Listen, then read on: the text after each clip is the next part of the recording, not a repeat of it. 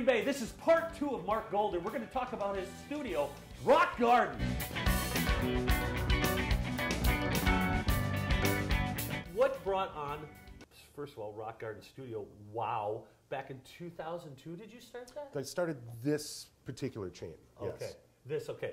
And why did record producing, sound producing, audio mixing, I guess, excite you? Why did you want to do that? Well, I've always loved record production and records and that. And so I always recorded at home. I always did home recordings, and they were pretty elaborate and getting better and better and better. And I started working for a studio in the early 90s called Bonsai, which is not there anymore. Okay. And is that in your place where you were, or? It was owned by someone else. Okay. I worked for them. Okay. And that's where I really cut my teeth and learned how to run a session and do all those sort of things. And later on, the idea was Rock Garden was supposed to be my private studio, like Prince had, Paisley Park. Yeah. That would pay for itself by recording other people. But what happens is life takes over, and you wake up one day, 20 years later, and you realize you haven't recorded anything for yourself, and you're a small business owner with all the stresses of being a business owner. When you started, recording other people, you were doing tape back then, right? Because now it's all digital. Was it digital already? It was digital tape. Digital tape. When I first started professionally. Okay. You weren't doing 3/4 inch. They were VHS. Okay. It looked like VCRs. Yeah. Sure. But they had the same limitations as analog tape, so you couldn't edit and you couldn't do any of that stuff. So even though it was digital, you couldn't do anything more than you could with tape.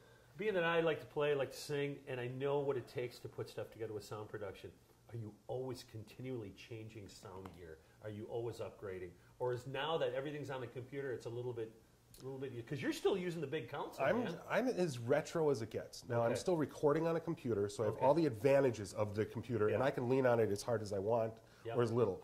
Or I could shut the computer off and record back on analog tape. Yes. Oh, okay. So every couple times a year we do that too. But I buy investments. I buy classic gear. The best of the best in that category. It may have taken me 20 years of trading up to get to that piece. But once you're there, you're not going to get better in that category. So what does someone expect when they come to your studio?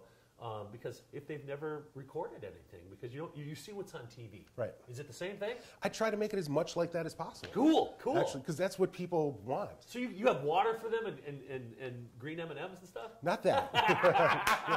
There comes a point. Okay. But they're standing in a big, beautiful space, surrounded by all this great equipment. I try to be as accommodating as possible and try to have fun. That's the big thing, is people need to kind of just chill a little bit, because it can be real nerve-wracking. Mark, you own a record producing studio. How do you go after business? Where does business come from? I mean, is it the musician out there? Is it the production companies? Well, how are you getting biz? Well, I have two divisions of the studio. One is video, one is music, audio. And the audio is all word of mouth. I'm as busy as You're doing everybody. Yeah, I'm as busy as I want to be over there. That's not an issue. On the video side, that's slow to go, because that isn't my world. Okay. The rock and roll world, everyone knows who I am. I know them, sort of thing. That's real easy. So it's more like, trying to get the other side going, because that's a lot more lucrative than the music side. Hey, join us next week as we bring another creative person from northeastern Wisconsin. Mark, thank you so much. All right.